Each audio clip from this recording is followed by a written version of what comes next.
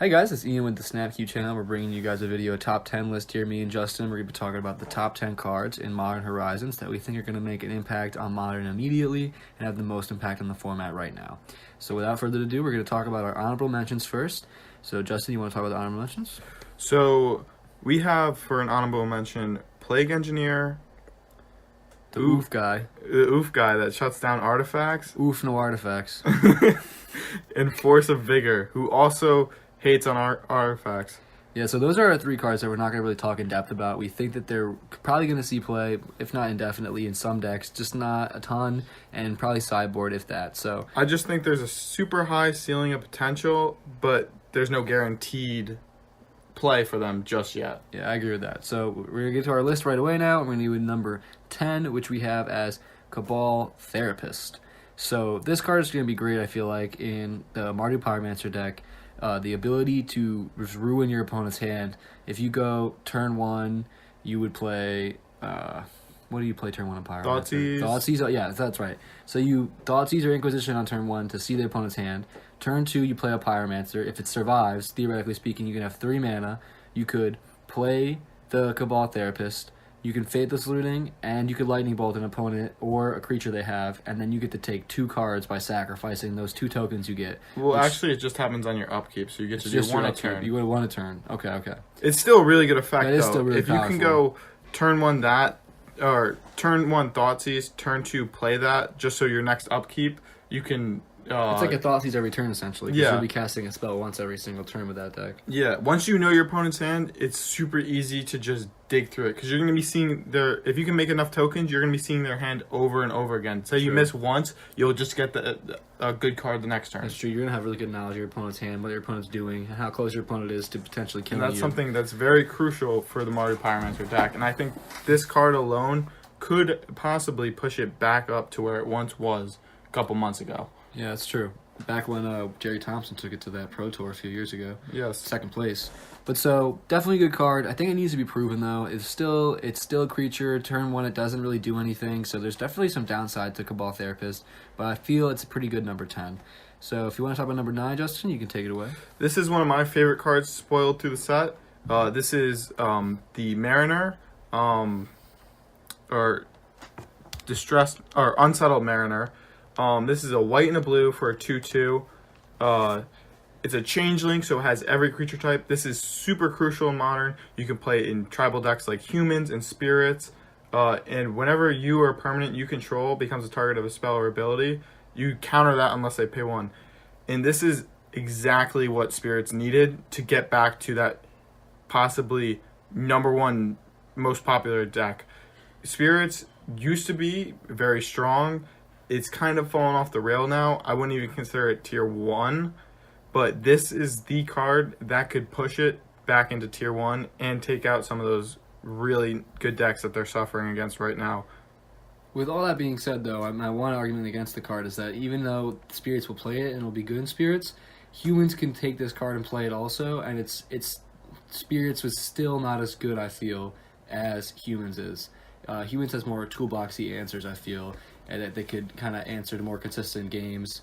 They also run more consistent, I feel, than Spirits does. It's got a better clock most of the time. Yeah, with, I think 3 mana. What's it called? The flyer with haste and vigilance. Vigilance. Yeah, that card's really good. Manus Rider. Yeah.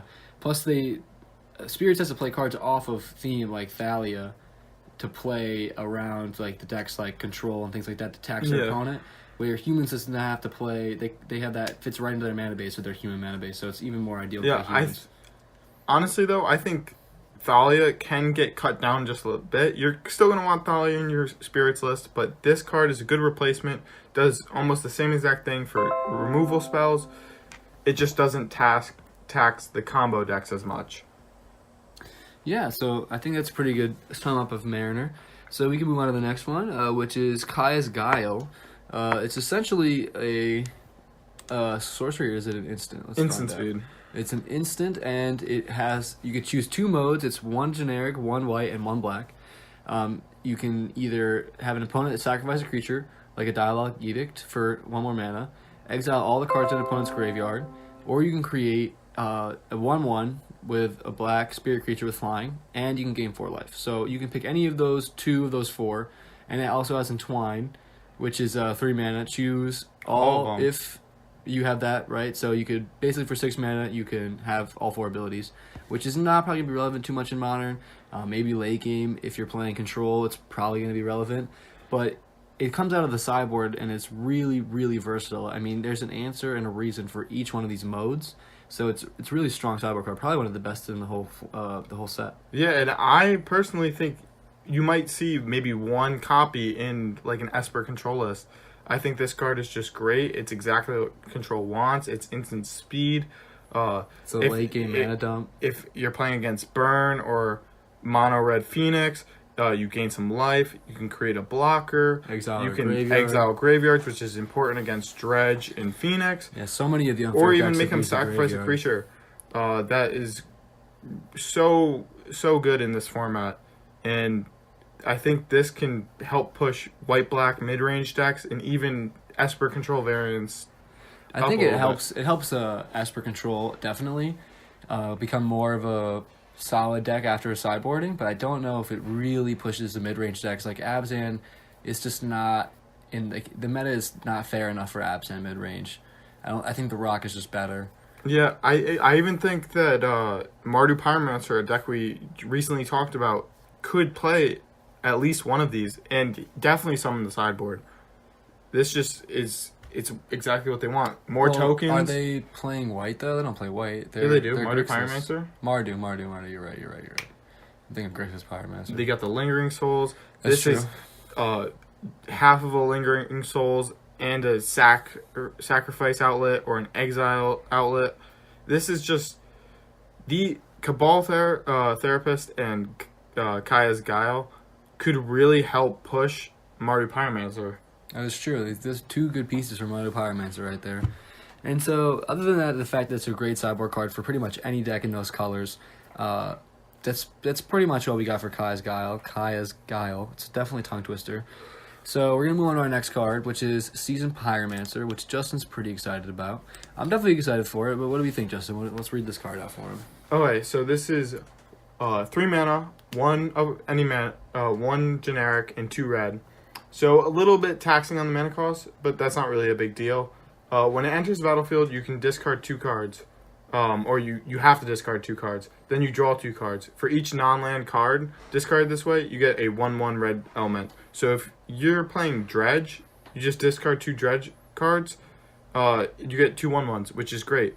And you can also pay 3 generic and 2 red, so 5 altogether, to exile it from your graveyard and create 2 1/1s elemental creature tokens. So you get 6 power out of 3 mana, and then it's not really out of 3 mana, but you still get 6 power out of this card, essentially, which is pretty good as the mana sink, and it's 4 power if you just play it for 3 mana.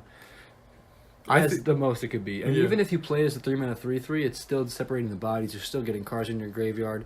So it's great in Dredge, because you could pitch a Dredger and then Dredge, correct? Yes. Yeah, so... Just like Cathartic Reunion. Yeah. And it even that second part where it is 5 mana, and Dredge probably won't get up to that. It's also just if you do get 5 mana, say you're really flooded, you can still just exile it from your graveyard. Which there's definitely a lot of Dredge games. If we think back to the most recent Pro Tour, there was a game where, what's his name? He's a short pro player. He's really famous. He started streaming. What is his name? He was at Providence when we were there. And probably Montreal. You like him a lot. What's his name? Gerard Fabiano? No, not Gerard Fabiano. I hate Gerard Fabiano. I don't know. So there was a really good game in one of the last rounds, which decided whether or not this pro went 11-4 or 12-4, or it basically decided whether or not he made money or not. It was in the top 25, and he was playing Dredge, and he got locked out of playing with his graveyard. Somehow, I can't remember what the spell was or whatever the sideboard card was, but he couldn't use his graveyard anymore, and he won through hard casting the creatures in his hand, which was definitely not the plan originally, but this is an awesome option for Dredge if that happens, which is a reality they have to live with all the time. There's a lot of graveyard hate, and if they have to get in with, Narc Amoeba and the tap 3 mana Prized Amalgam? Prized Amalgam beats, it's much slower, much harder, but if you have, this is a good on-curve threat for 3 mana that gives you 3 to 4 power, and it can And it helps draw you more fix cards. your hands. Yeah, Say you're in the matchup and your opponent goes turn 1 Leyline of the Void, and you're like, this is gonna suck.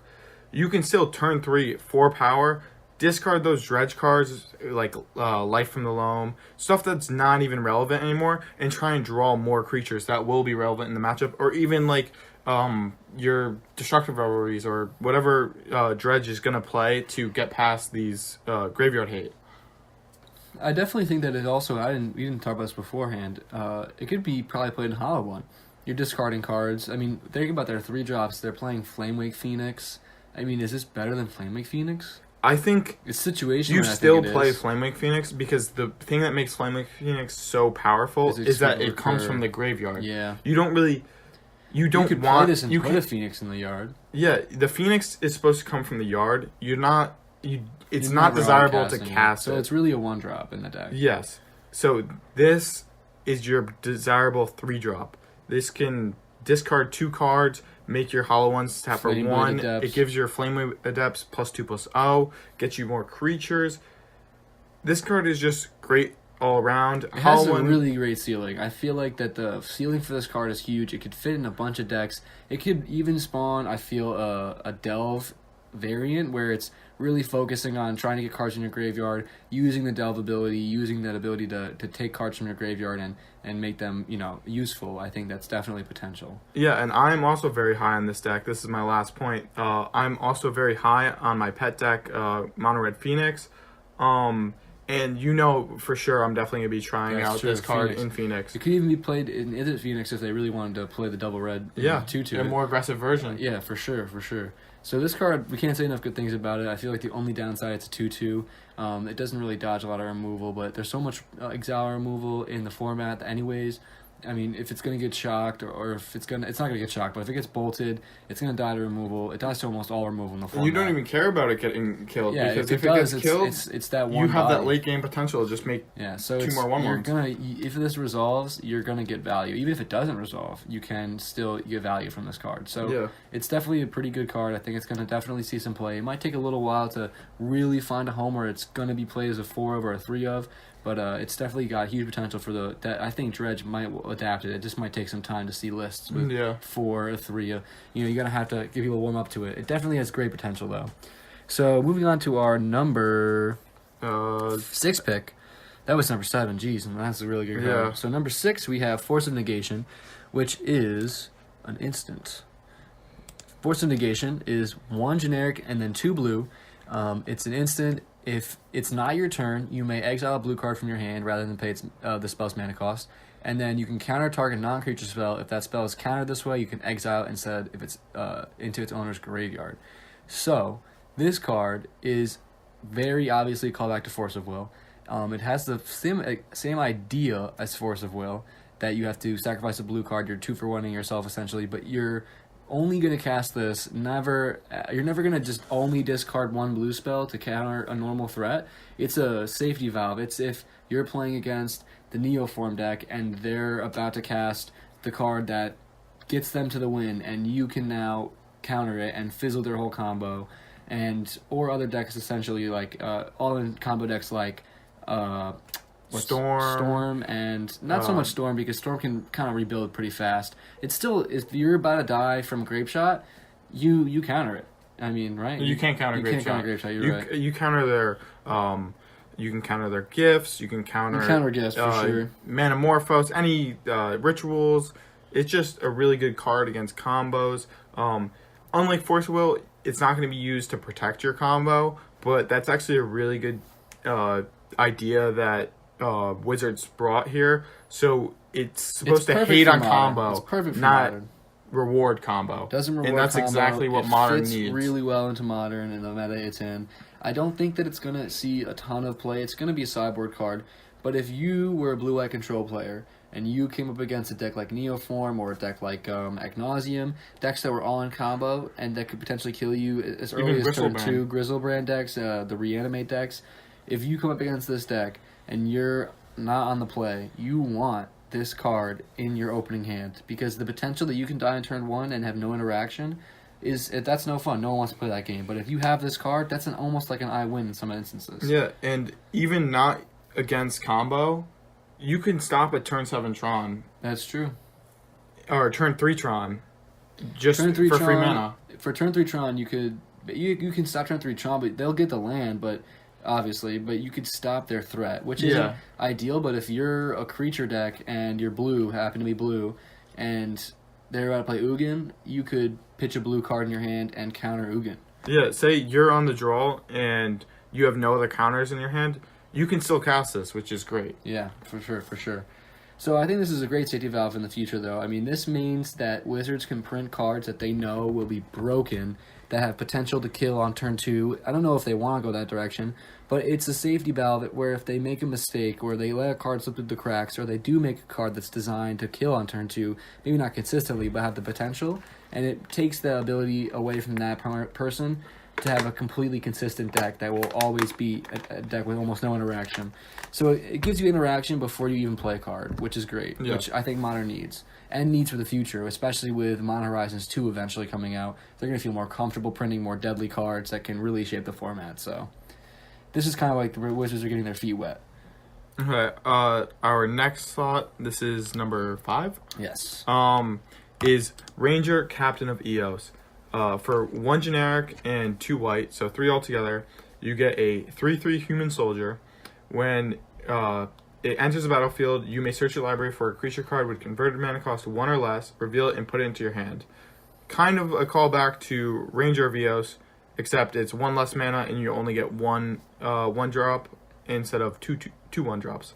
And a really nice ability on it is that you can sacrifice it and your opponents can't cast non-creature spells this turn.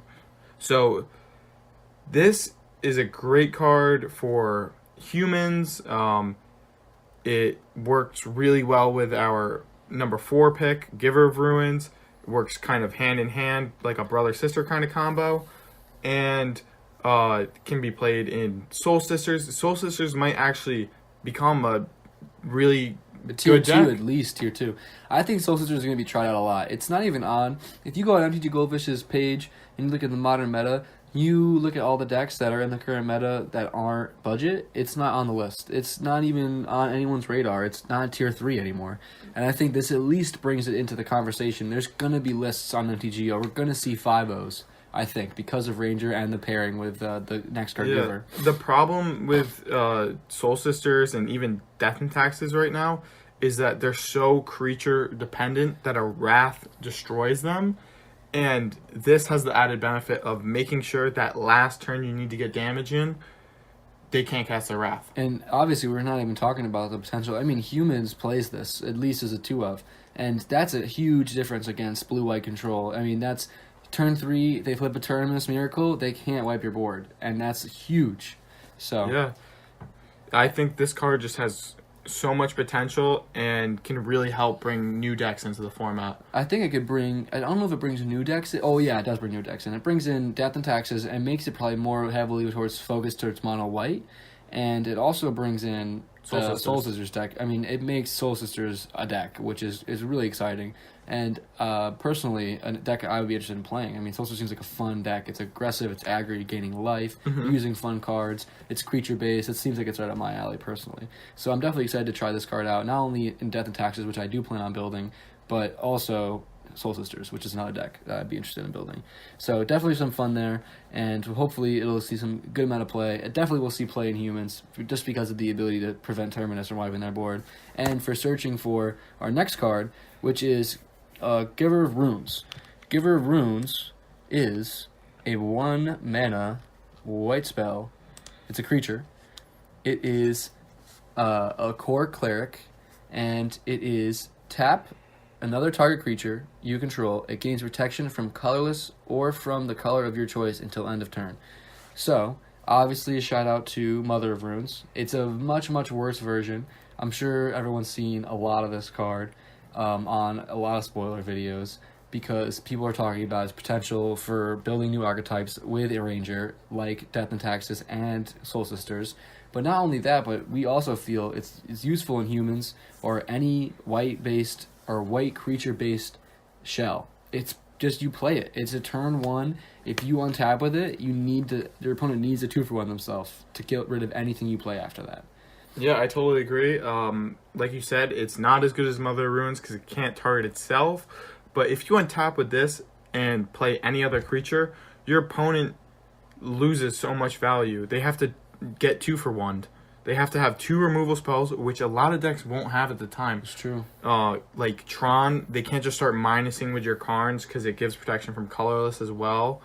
And they need 2 bolts. Like, it's not going to be as good against burn, but even that, like, it's Even just burn, 2 burn. if you think 2 about burn it, bolts to kill 1 every creature. you figure at every turn, burn gets a draw. It's 2 damage. If you could fizzle, if you have to use 2 of their draws, you're essentially at least saving, by math, 4 damage from your face just by playing Mother or Giver of Runes and another creature. That you're saving 4 damage.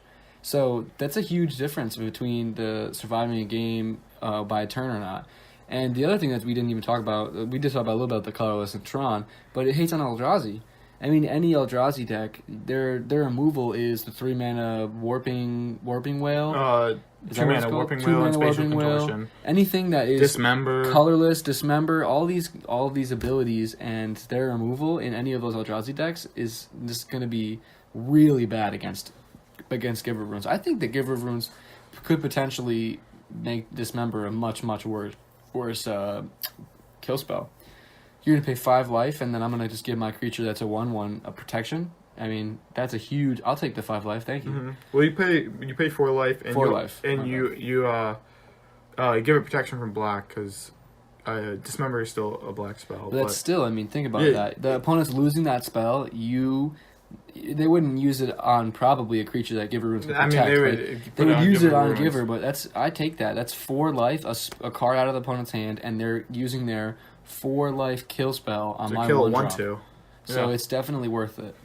It's a really exciting card. Can't wait to play with it. It's going to be definitely format shaping, I would say, at number 4. But our next pick is a creature, and it's the first time this creature's ever been printed as a card, and people are really high up on this card. A few of the pros I've seen talk about this card are really excited about it. Do you want to take it away, Justin? So this is Urza, Lord High Artificer. So this is the first time we've ever got Urza as a creature. So I think that is super sweet to the lore and the aspect of magic. It is 4 mana, 2 and 2 blue. It's pre-ordering for $51 on TCG. Wow, that is gross. I mean, I think it's gonna be a great card in Commander as well. But it's busted Commander. Paradox Engine. Yeah. People are saying that this is the card that makes Paradox Engine ban a Commander. Yeah, and I can see why. I mean, Paradox Engine is already a really good card, and this could just make it too broken. But going back to Modern, when Urza enters the battlefield, you get a 0/0 construct that it gets +1/+1 for each artifact you control. So kind of like a Karnstruct from the Dominaria Karn. And it also gives the ability that you can tap an untapped artifact you control for 1 blue. So by far the most powerful ability on the card yes. is the mana ability. And We've seen so many artifact decks just grind for mana and use mana value and their cheap spells to grind for the extra mana and value and create combos with infinite loops just from creating mana and other smaller artifacts. But it still has another ability, which is the 5 colorless generic mana. Shuffle your library, then exile a top card. Until the end of your turn, you may play that spell without paying its mana cost. So you can even play lands with this. You can play lands with it, but you also don't need to... It's safe because it's 5 mana, not only that, but you have to shuffle your library, so it's completely random. I mean... You can't stack the deck with a Brainstorm and or Commander, Serum Visions. Or Serum Visions, so it's much more fair. But the mana ability is actually insane. Matt Nass was on Channel Fireball, has a great video with Luke Scott Vargas where he talks about with him lots of potentials for similar Ironworks combo type style decks, and obviously he's the expert on those decks. He's the one that built KCI essentially from the ground up, and they have a lot of high praise for this card. They really believe that this card was going to completely reshape the artifact deck metagame in Modern, and I definitely agree with them. I think that the ability to create 1 blue mana on just any generic artifact, think about all of the 0 mana artifacts that are just useless that become a blue source. Yeah, and another thing I want to point out is it says tap an untapped artifact you control, not artifacts you control have tap a blue. So your artifacts aren't even affected by summoning sickness. This works great with Thopter Foundry. You actually go infinite with this and make you get infinite life, which a lot of decks in the format can't stop. Can't handle that. I mean, or it becomes incredibly difficult to overcome almost infinite life. I'd say so. I mean, unless it's essentially you want to play this card on turn 4 and win. That's the idea. You don't want to have to stick around for a turn. You can probably win if it sticks around for a turn. Maybe you don't have the complete combo, whatever the combo turns out to be with it. But the idea that the raw power of this card, it's gonna completely reshape the meta. This is one of the only cards I feel in all of the Horizon set that will completely spawn a new deck, purely because of its ability. And I think Urza is definitely the one card if you had to pick to create a new deck. I don't know what the deck list is. I don't have that expertise. I can't say what combo is the best. But I definitely feel that if you can read a card's text and say, this thing's busted, this thing's going to make a deck, it's Urza that's going to make a deck. It's so powerful. And that is moving us on to number 2. So number 2 is a sorcery. Number 2 is a sorcery, and it is really exciting for one deck in particular. This is not so much going to impact the whole of the meta with multiple decks, but it will impact one particular deck, which I know people don't like to play against, but it's got better. So Scale Up is a 1 green mana sorcery. It's an uncommon. Until end of turn, target creature you control becomes a green worm with base power and toughness of a 6/4. You can overload it for 4 generic and 2 green, which replaces everything with each, or with target with each. So it basically makes every single creature, instead of 1 on your board, a 6/4 worm. But we're not worried about that. We're not worried about that. That's limited. That's great. We'll be playing a GP with it, so we care a little bit. But what really impacts Modern here is it's a 6/4 you could put on a Glistener Elf, and it keeps Infect. So that means it's a 3 card turn 2 kill in Infect. That's extremely easy to set up. You basically just go turn 1, Forest, play Glistener Elf, turn 2, Scale Up, or any other of Groundswell. Groundswell's the +4/+4. And there's another one, which I can't remember. There's another pump spell. So there's 8 pump spells that you can use on top of Scale Up to do 10 Infect exactly on turn 2 and kill your opponent. Yeah. Which is insane, which means that's the potential turn 2 kill of Infect. Almost every game you have to worry about that. If they go turn 1 Glistener Elf, you need an answer. Because if they have Scale Up, you're probably dead. Which is a sorcery, so you can't use it to buff your creature if it was being bolted or something like that. You have to only use it as an attack, as an aggressive play. But I think Infect doesn't care. I think that's all they care about. They want to hit you for 6 with the Infect. Yeah. That's crazy. Even if you don't have the Groundswell with that turn play, next turn they're dead. Because you can have one, you're going to have another one. You're going to have immunogenic growth. You're going to have something that buffs it again. So you also get another draw to try to find something else. So the idea, though, that turn 2 is possible and probably consistent, especially with London Mulligan rule, if that's implemented, is really scary, because Infect is going to be very powerful. And then if they don't implement it, it's still very, very dangerous to have that. It's very simple. 3 cards. That's all you really need. All you need is 3 cards. And you can potentially kill your opponent on turn 3. Infect is really good. Infect is a fine deck without this card, and this card just makes it. I think it puts it in the top 5 decks in the meta. Yeah, I think really so too. Good. It's really powerful. I think if you're getting consistent turn 2 kills.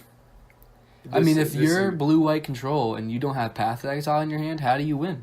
I mean, how do you beat it? You don't. You got to counter their Scale Up, and if you do that and you're Infect player, do you really care? I mean, you have to use a pump spell anyways. And that's just maybe your best pump spell's gone, but you have your whole hand, and so they just wasted one of their valuable counters on your 1 mana pump spell. So you're not even mad about that, I think, honestly. You had to lead with something, and this is definitely the one you lead with, and then you could potentially still kill them on turn 3 with normal Infect with mutagenic growths and groundswells. So the potential that this card has in that deck particularly makes this probably the strongest pump spell ever printed, which is insane for constructive purposes, obviously. And I'm really excited to see what Infect looks like and how consistent their winning is with this card in their deck. It's pretty exciting to see it. And our number 1 pick. This is not just one card. This is a cycle. You Did you see it coming? Did you see it coming? It's definitely You probably obvious. know what this is. The Horizon Lands, baby.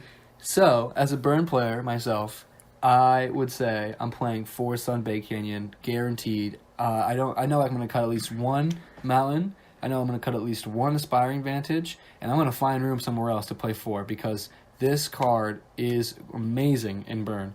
The reason why burn decks lose is because they just draw too many lands. I mean, it happens so often to me. It's frustrating sometimes. And if you have a Horizon land, that's that one when when you pick up all your cards after turn 7 because you didn't draw your burn spell on turn 5 and your opponent took control, and you look to see what the next card was, it's always a burn spell. It's always a burn spell. And if you had Sunbaked Canyon, it'd be in your hand, and you would have won. So it's a huge, huge boost to Burn's power. Yeah, and I am also excited about this. I'm currently running Mono Red Phoenix, and this works great for me too. If I feel like a lot of games, I get mana flooded, and I just need that one last card or that one last spell to get my Phoenixes back, and this is perfect.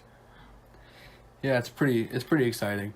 And, we have a few other ones. Obviously, there's the green-black one might see play in the Rock or Jund. It's tough, though, in Jund because their utility land slots are really tough. They're really low, and they probably need other cards more than this. But I say the Rock definitely plays at least 2.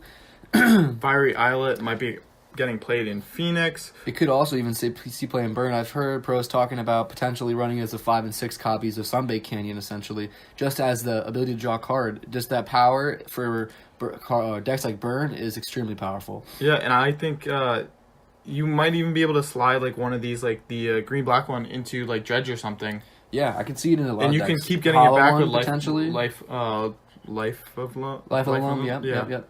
The other thing that we definitely can see the synergy with is any of the black ones and the blue ones. You could play Fiery Islet easily, and you could play either of the black ones, the Silent Clearing or Nurturing Pearl, whatever the black-green one is. You could play those in Death Shadow. Death Shadow, their whole MO is getting their life as low as possible to play a Death Shadow. It's huge. These cards help. Can you imagine a curve where you go turn 1, fetch into a Watery Grave untapped, turn 2, you play, the Nurturing Petland, and now you're tapping tap that mana to Thoughtseize. Now you're down 3 more life than you would be if you just used your Watery Grave to play that. And you're that much closer to Death Shadow. You're that much faster. So yeah, I think definitely for Grixis, Death Shadow, Fiery Islet will be the pick. But any other variant of Death Shadow that involves green, Nurturing Peatland is just obviously if you're Grixis, you're playing Fiery Islet. But obviously, you don't want to start sacrificing your lands too quick. Definitely with Shadow, they play quite a low number of lands. But if you've got your Death Shadows out already, it's just a 1 mana draw card, pump your Death Shadows up once, which can be brutal in combat. Yeah, that's true. And it's really true is the fact that you don't even really so much care about they don't play pain lands necessarily, but the ability to draw a card on top of it. Early game, it's so relevant to their whole plan. Late game, they get to crack it and draw a card. When they're just looking for the Steamer Battle Rage, they're looking for the counterspell to protect their cards. Those kind of draws are really important for that deck also. And so with that, I think we're going to end the video there. I hope you guys liked our top 10 list. If you don't agree with us, let us know in the comments. If you think that we should have changed the list around, we want to hear your opinions. We want to hear your thoughts. So if anybody's out there listening, please leave a comment. Let us know what we did wrong. What did we get right? And I hope you guys enjoyed the video. This is Ian saying goodbye. This is Justin. Make sure you comment, subscribe, and like. It helps out more than you think. And we are so happy to be doing this for you guys. Thank you so much. Have a great night.